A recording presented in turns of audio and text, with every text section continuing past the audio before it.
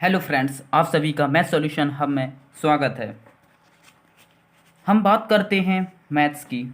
तो कुछ लोग होंगे जो फाइनल ईयर में मैथ को या फिर कोई दो सब्जेक्ट को चुनेंगे, एक छोड़ना पड़ेगा। या तो आप मैथ लेंगे, मैथ ही सबसे बेस्ट रहेगा क्योंकि मैथ के साथ फिजिक्स भी, क्योंकि दोनों में न्यूमेरिकल क्वेश्चन होते हैं। तो आइए मैं आपको मैथ के बारे में बताता हूँ। मैथ बीएससी फाइनल ईयर में मैथ्स के 3 पेपर होंगे, जिसमें पहला है फर्स्ट रियल एनालिसिस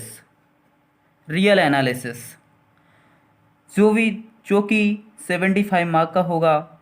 और सेकंड पेपर का नाम है कॉम्प्लेक्स एनालिसिस, ये भी 75 मार्क का होगा। और थर्ड पेपर का नाम है न्यूमेरिकल एनालिसिस। तो दोस्तों, हम इन तीनों पेपर के बारे में थोड़ा डिस्कस कर लेते हैं। जैसे कि रियल एनालिसिस है, इसमें हम पढ़ेंगे रियल के बारे में, रियल क्या होता है। कॉम्प्लेक्स एनालिसिस वो जो कि z=x+iy, इसी फॉर्म में सारे क्वेश्चन होंगे उनको, जो कि हम उन्हें सॉल्यूशन देंगे उनका। और थर्ड पेपर है न्यूमेरिकल एनालिसिस, जो पूरा पेपर कैलकुलेशन। फ्रेंड्स, आज हम डिस्कस करेंगे कॉम्प्लेक्स एनालिसिस पेपर के बारे में, जो कि 75 मार्क का होगा। इस पेपर को हम इसलिए पहले ले रहे हैं क्योंकि ये दोनों पेपर बहुत ही जल्दी, इनका सॉल्यूशन हम बहुत ही आसानी से कर सकते हैं, बहुत ही आसान ईजी रहते हैं, इसलिए ये पेपर को हम पहले सॉल्यूशन करेंगे। ये जो फर्स्ट पेपर है ये थोड़ा थ्योरिकल ज़्यादा है, इसमें न्यूमेरिकल क्वेश्चन ज़्यादा होते हैं इन दोनों पेपर में इसकी अपेक्षा। लेकिन ये वाला पेपर जो है इसमें ज़्यादातर थ्योरम्स रहती हैं। तो हम इस पेपर को लास्ट में डिस्कस करेंगे। ये तीनों पेपर के जो ड्यूरेशन रहेगा, ये लगभग 3.5 महीने में तीनों पेपर फिनिश हो जाएंगे। तीनों पेपर का जो सिलेबस है वो फिनिश हो जाएगा आप सभी का। तो दोस्तों, आज हम डिस्कस करेंगे कॉम्प्लेक्स एनालिसिस के बारे में। कॉम्प्लेक्स एनालिसिस जिसमें पहला चैप्टर का नाम है कॉम्प्लेक्स नंबर। तो आइए हम इस कॉम्प्लेक्स नंबर क्या होता है। कॉम्प्लेक्स नंबर आप सभी ने पढ़ा होगा। कॉम्प्लेक्स नंबर z=x+iy, यह होता है कॉम्प्लेक्स नंबर, जो कि z=x+iy।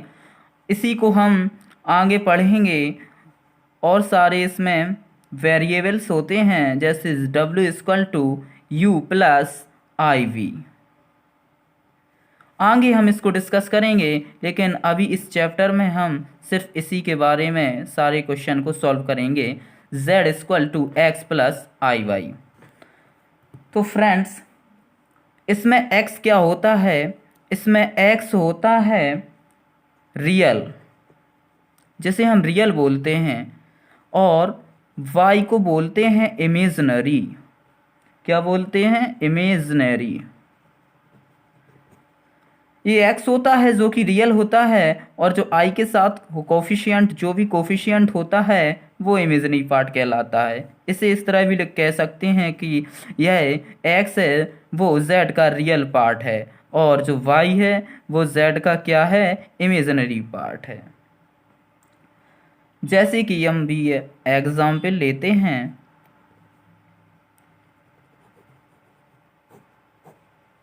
Example z=3+2i। तो फ्रेंड्स, इसमें रियल क्या होगा? तो हम लोगों को साफ साफ दिख रहा है कि इसमें रियल क्या होगा। इसको हम इस तरह भी लिख सकते हैं x+iy, z=x+iy। इन दोनों का कंपैरिजन कर देंगे तो हमें दिख रहा है x=3 एंड y=2। y= जो कि i का कोफिशिएंट है इसमें 2। तो हम लोगों को पता चला कि x की वैल्यू ai है और y की वैल्यू ai है। यही आंसर हो जाएगा। लेकिन क्वेश्चन जो आते हैं वो इस फॉर्म में आते हैं, आपसे कहेगा कि find the value of modulus form या कहेगा एम्पलीट्यूड। तो इसके कुछ फॉर्मूलेस होते हैं जो मैं आपको लिखा देता हूँ। Set equal to x plus i y, हम बहुत पहले से ही जानते हैं एक्स बराबर क्या होता है पोलर फॉर्म में r cos theta and y equal to r sine theta. Then इन दोनों को हम स्क्वायर करेंगे। फर्स्ट इसको इक्वेशन फर्स्ट दे देते हैं, इसको हम सेकंड दे देते हैं। ओके फ्रेंड्स, तो हम इन दोनों का स्क्वायर करके दोनों को हम जोड़ देते हैं and both equation square and addition. तो x square plus y square equal to r square cos square theta. मैं आपको पूरे बेसिक से लेकर चल रहा हूँ जिससे आपको कोई दिक्कत ना हो।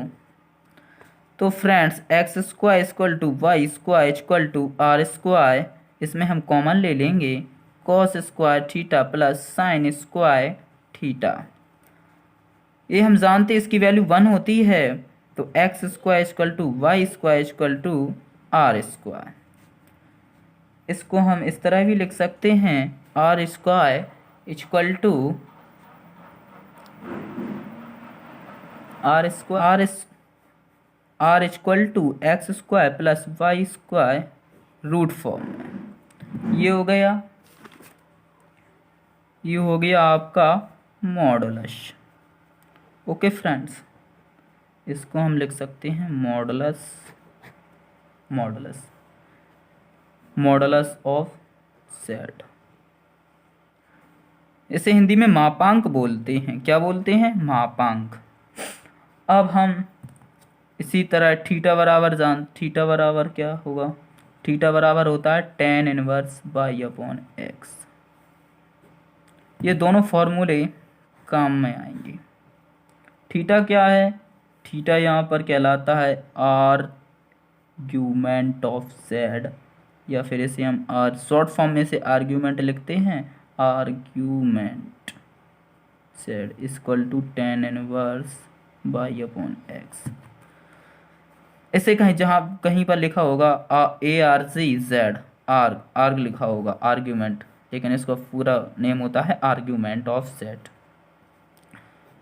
तो ये कहीं पर आपसे थीटा के फॉर्म में पूछेगा, कहीं से आपसे कहेगा कि आर जेड की वैल्यू निकालिए, कहीं कहेगा आर्ग्यूमेंट ऑफ जेड की वैल्यू निकालिए। तो ये होता है tan inverse by upon x. Okay, और कुछ थोड़ी फॉर्मूले संचने हम लिख लेते हैं क्योंकि इनका उपयोग आगे करने को होगा। Conjugate of complex number.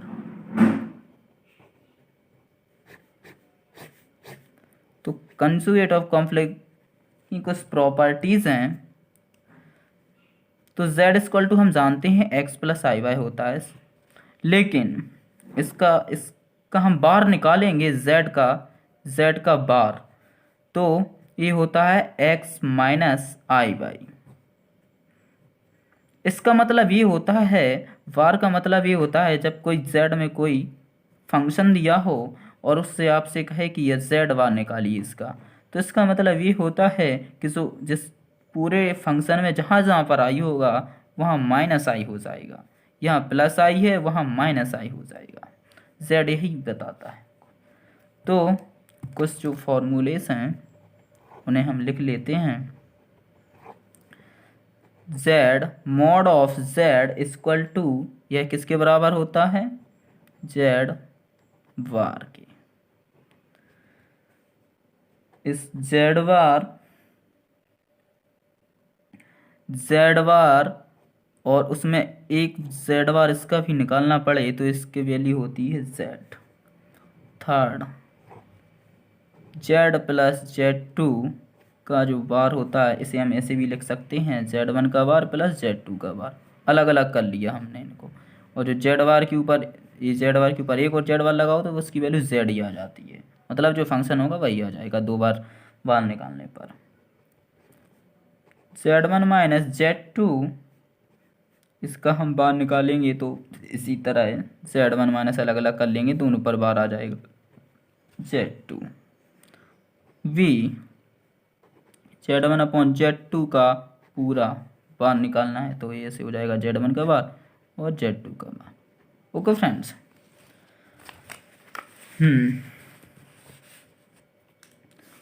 और कुछ फॉर्मूलेस हैं जिन्हें हम नोट कर लेते हैं।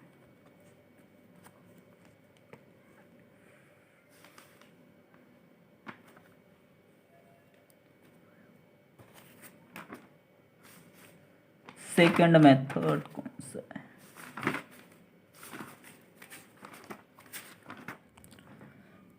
सिक्स्थ पॉइंट क्या होगा?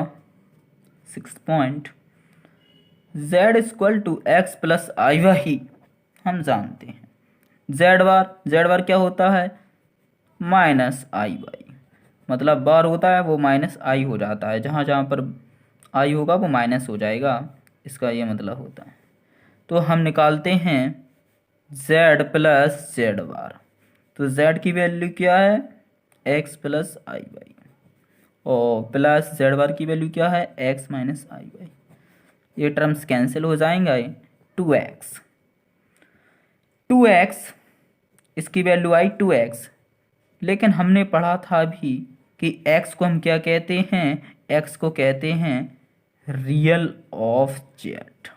क्या कहते हैं x को? Real of z। मतलब इसका z है, ये x है, तो ये z का रियल है, क्योंकि y तो इमेजिनरी है।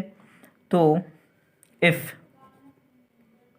Are real z equal to zero, यदि ये रियल z है, या जैसे हम x कहते हैं, यदि इसकी वैल्यू ज़ीरो हो जाती है तो z क्या हो जाएगा?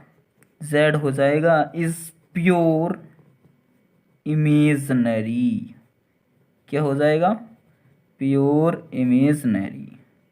क्यों हो जाएगा प्योर इमेजनरी? क्योंकि इसकी वैल्यू तो ज़ीरो हो गई, तो बचा यही वाला टर्म जो कि आई के कोफिशिएंट में है। तो जो आई की कोफिशिएंट में होता है वो कहलाता है इमेजनरी। तो z इज प्योर इमेजनरी, और जिसे हम z लेकर चल रहे हैं वो क्या है? z प्लस Z बार। तो इसकी वैल्यू ज़ीरो है हो गई, क्योंकि ऑलरेडी क्या है यहाँ पर x की वैल्यू यदि जीरो रख देंगे तो Z बार की इस वैल्यू क्या हो जाएगी? Z प्लस Z बार की वैल्यू ज़ीरो हो जाएगी। इसी तरह हम निकाल सकते हैं Z बार। यहाँ पे Z प्लस Z बार निकाला था या Z माइनस Z बार। Z की वैल्यू होती है x प्लस आई वाई, और माइनस Z बार की वैल्यू होती है x minus i Y. X plus i Y minus x plus i Y हो जाएगा। अब इसमें एक्स एक्स टर्म कैंसिल हो जाएंगे, क्या बचा? 2i/, 2i/, i/2y ऐसे लिख सकते हैं। अब कहता है, अब वो इसमें कहे imaginary z equal to zero.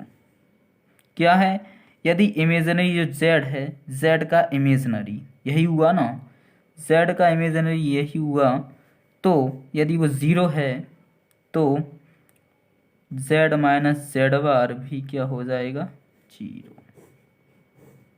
हो जाएगा कि नहीं हो जाएगा? ठीक है, क्योंकि ये क्या था? 2i/, को क्या कहते हैं? Imaginary of z। यदि इसको हम ज़ीरो कर दें तो इसकी वैल्यू क्या हो जाएगी? ज़ीरो हो जाएगी। जिस तरह यहाँ पे की थी, रियल ऑफ z यदि ज़ीरो है, ये ज़ीरो हो गई। ये सिर्फ फॉर्मूले हैं अभी। एग्जाम्पल, फॉर एग्जाम्पल हमने लिया z इक्वल टू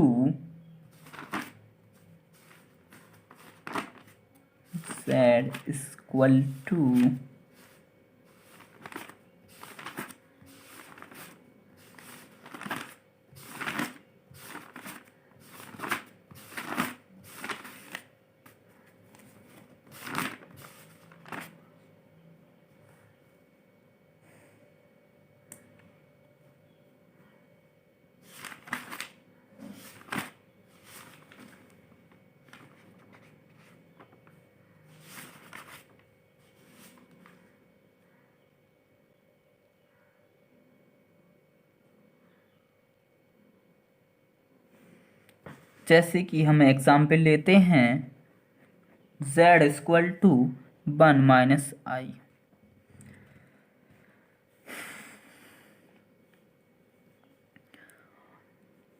एग्जाम्पल लेते हैं 1 माइनस आई। अब वो कहेगा क्वेश्चन में फाइंड द मॉडुलस एंड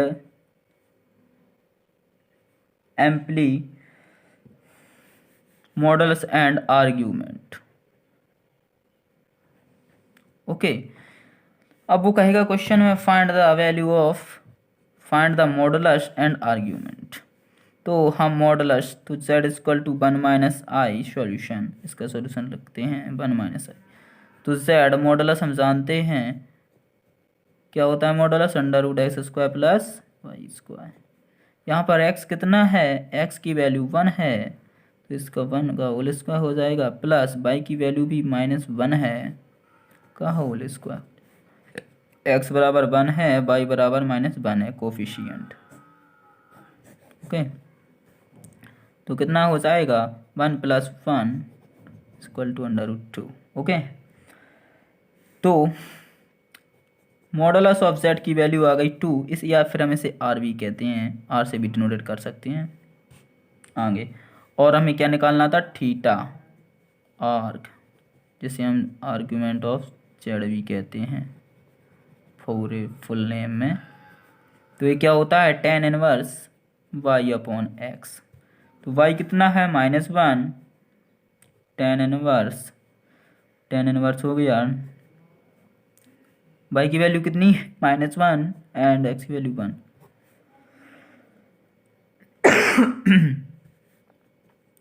तो माइनस बाहर आ जाएगा क्योंकि tan inverse minus theta minus tan inverse theta. Okay, तो tan इनवर्स 1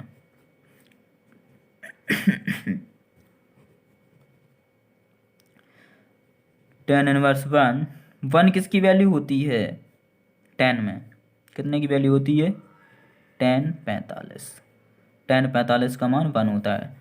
तो ये हो जाएगी माइनस का 45 डिग्री। इसको हम पाई में चेंज कर लेते हैं -π/4। ओके, ये यहाँ पर π/4 लिख देते तो यहाँ पर हो जाता डायरेक्ट π/4। तो ये -π/4 क्या आ गया, आर्ग्यूमेंट। ओके, तो ये आपका यहाँ पर आर्ग्यूमेंट भी निकल आया और यहाँ पे आपका मॉडुलस भी निकल आया। मॉडुलस आया √2 और मॉडुलस कितना आया, √2 और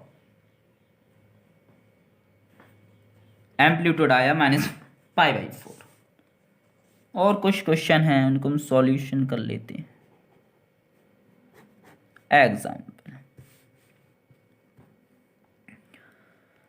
एग्जाम्पल लेते हैं हम 2 + 3i अपॉन 4 + 5i। ये आपने बहुत सॉल्व किए होंगे 12th में, BSc फर्स्ट ईयर में भी था। In the form x + iy। Okay friends, इस क्वेश्चन को क्या करना है, हमें x + iy फॉर्म में चेंज करना है, जो कि अभी इस फॉर्म में है। ओके, तो हम क्या करते हैं, 2 + 3i अपॉन 4 + 5i। अब जो नीचे वाले टर्म्स में का जो कंजुगेट लेते हैं, कंजुगेट क्या हो जाएगा, 4 - 5i। इसके कंजुगेट का ऊपर नीचे गुणा कर देते हैं। ठीक, ऊपर नीचे क्या कर देते हैं, हम नीचे वाले का कंजुगेट लेते हैं और ऊपर नीचे गुणा कर दिया। ओके, मल्टीप्लाई कर दिया। अब इसको हम अंदर मल्टीप्लाई कर देते हैं। अब 8 + 12i माइनस 10i माइनस का 15i स्क्वायर। नीचे क्या हो जाएगा, ये तो आप जानते हैं, a² - b²। ये वाला फॉर्मूला लगा देंगे, a - b = a² - b²। Okay, तो यहाँ से हम क्या कर लेंगे, ये 4 का होल स्क्वायर हो जाएगा माइनस का 5i का होल स्क्वायर हो जाएगा। देन ये कितना हो जाएगा, माइनस का 15i स्क्वायर प्लस 2i बचा प्लस 8 बचा, नीचे कितना बचेगा 16 माइनस का 25i स्क्वायर। ओके, अब हम आई स्क्वायर की वैल्यू जानते हैं कितनी होती है, -1 होती है, सभी लोग जानते हैं, जो नहीं जानते वो लिख लें। आई स्क्वायर की वैल्यू -1 होती है, तो -1 यहाँ पर रखेंगे तो 15 हो जाएगा प्लस 2i प्लस का 8 और नीचे कितना हो जाएगा प्लस का 25 और ये कितना हो जाएगा 23 प्लस 2i अपॉन 41। ओके, तो हम ऐसे भी लिख सकते हैं ऐसे 23y प्लस 2/41i। तो ये x प्लस आई वाई के फॉर्म में आ गया, किस में आ गया, x प्लस आई वाई के फॉर्म में, जो कि हमें यही प्राप्त करना था। ओके, अब हम सेकंड एग्जाम्पल ले लेते हैं। इसी तरह एक एग्जाम्पल को और,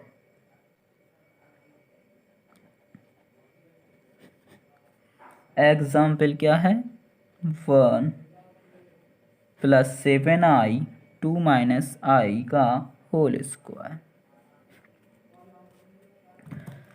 तो now we solve this question. 1 plus 7i upon इसका होल स्क्वायर कर देंगे, कितना होगा 4 plus i square minus 4i।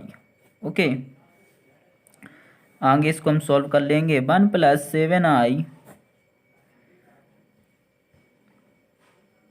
I square की वैल्यू हम जानते हैं कितनी होती है -1, तो इसमें -1 रख देंगे तो ये हो जाएगा 3 माइनस का 4i। ओके, अब वही प्रोसेस जो अभी हमने की थी कि हम हर का जो कंजुगेट है उसका हम ऊपर नीचे गुणा कर देते हैं, तो इसका कंजुगेट क्या होगा 3 प्लस 4i, क्योंकि माइनस है तो प्लस हो जाता, प्लस है तो माइनस हो जाता, तो यहाँ पर भी हम मल्टीप्लाई कर देंगे 3 प्लस 4i। अब इसको हम सॉल्यूशन कर लेते हैं, ये कितना हो जाएगा 3 plus 21i plus 4i plus 28i। Okay, इसे क्या हो जाएगा भाई, ए स्क्वायर माइनस बी स्क्वायर का फॉर्मूला लगा देंगे, माइनस का 4i का होल स्क्वायर, तो ये कितना हो जाएगा, आई स्क्वायर रह गया यहाँ पे, तो 28i square plus 25i plus 3 upon 9 minus का 16i square equal to, i square की वैल्यू -1 होती है तो -28 और ये 25i प्लस 3 नीचे हो जाएगा 9 प्लस 16, तो 25i माइनस का 25 अपॉन 25 से हम क्या कर देंगे, डिवाइड कर देंगे, तो कितना हो जाएगा i माइनस का 1। इसको भी हमें x प्लस आई वाई के फॉर्म में क्या रिप्रेजेंट करना था, तो वो भी हमने कर दिया, तो यही आंसर हो जाएगा। ओके, तो यही आंसर हो जाएगा 2 प्लस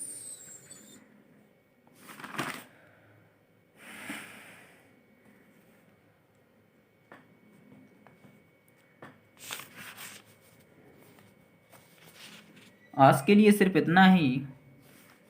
कल हम कुछ थ्योरम्स के बारे में पढ़ेंगे जिनसे हमारे कुछ क्वेश्चन सॉल्व होंगे। होमवर्क होमवर्क लिख लीजिए आप लोग। होमवर्क